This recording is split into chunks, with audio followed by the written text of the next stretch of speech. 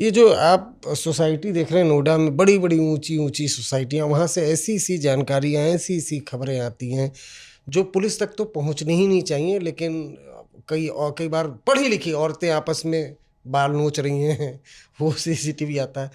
नोएडा में आपकी पोस्टिंग हो, कोई ऐसा इस इंसिडेंट जिसने आपको झकझोर दिया हो?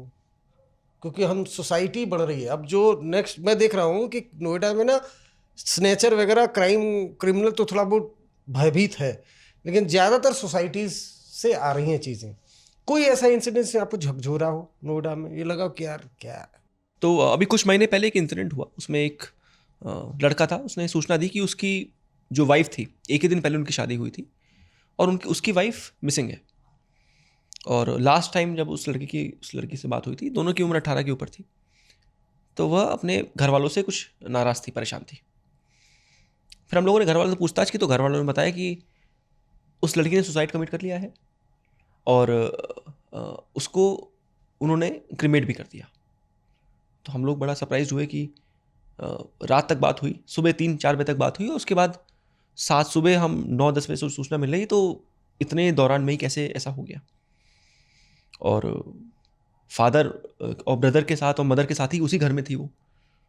फिर हम लोगों ने इसमें जब और इंक्वायरी की तो मालूम चला कि जो उस लड़की के घर वाले थे वो शादी से खुश नहीं थे और उन्होंने, उस लड़की के फादर ने और लड़की के भाई ने मिलके उस बच्ची का मर्डर किया। Oh my God. और मर्डर करने के 1 घंटे के दौरान बाद ही क्रिमेशन में ले गए और बॉडी को जला भी दिया कि कोई ट्रेस ना हो पाए। और ये सारा घटनाक्रम 2-3 घंटे के अंदर उन्होंने कर दिया। और जब उनसे पूछताछ भी हम लोगों ने की और मैंने खुद पूछताछ की, तो उनके अंदर मुझे कोई ऐसा रिमोर्स भी नहीं लगा जो एक जिसकी बेटी और जिसकी बहन चली गई हो दुनिया से।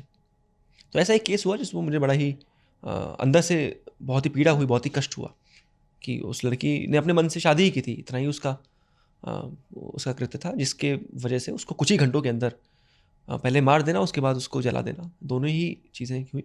के बाद में हम लोगों ने दोनों को अरेस्ट किया और वो अभी भी दोनों लोग जेल में ही हैं। कैसे किया? तो क्रैक इसको ऐसे किया हम लोगों ने कि उनकी जो स्टोरी थी वो फिट नहीं बैठ रही थी। उन्होंने बोला सुसाइड कमिट किया, तो जब सुसाइड आदमी कमिट करता है तो उन्होंने बोला कि पंखे से लटक के किया, लेकिन जब पंखे से आदमी लटकता है तो पंखा टेढ़ा हो जाता है।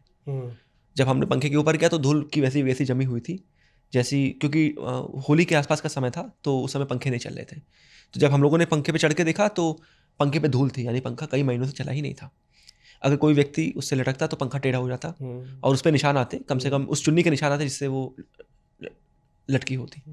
दूसरा, जिस तरीके से पूरा घटनाक्रम हुआ था, जिसमें उन्हें सुसाइड करने के बाद सबसे पहले पुलिस को सूचना दी जाती है, आसपास के रिश्तेदारों को बताया जाता है, वो भी उन्होंने नहीं बताया, किसी को नहीं बताया, तुरंत ही जाके 1 घंटे के अंदर क्रिमेट कर दिया। तो वो एक घटना मुझे काफ़ी डिस्टर्बिंग सी लगी थी। ऐसे ही घटना हुई थी उस घटना जिसमें 3 लोगों ने एक साथ सुसाइड कमिट किया।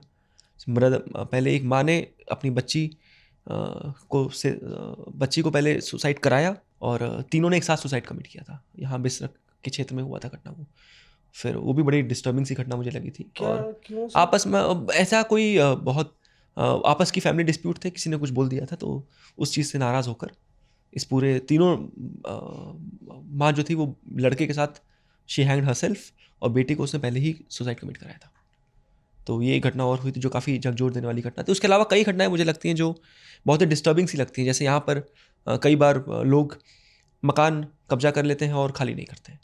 तो ये घटना भले ही सुनने में बहुत ही ट्रिवियल सी लगती है, लेकिन जिस इंसान का घर कब्जा हो गया है उसकी पूरी जीवन की कमाई के बाद व्यक्ति मकान खरीदता है और उसको लोग कब्जा कर लेते हैं। तो हमने एक ऐसे ही एक गैंग हमने पकड़ी थी, वह यही काम कर रहे थे और 12-13 सोसाइटी में उन्होंने इस तरह से मकान कब्जे कर रखे थे और मकान कब्जा करने के नाम पे एक्सटॉर्शन करते, खाली करने के नाम पे एक्सटॉर्शन हो रहा था। तो भी घटना बड़ी डिस्टर्बिंग सी लगी क्योंकि 12-13 बार ये घटना वो महिला के द्वारा की जा चुकी थी। फिर हम लोगों ने फिर मुकदमा लिखा, जेल भेजा।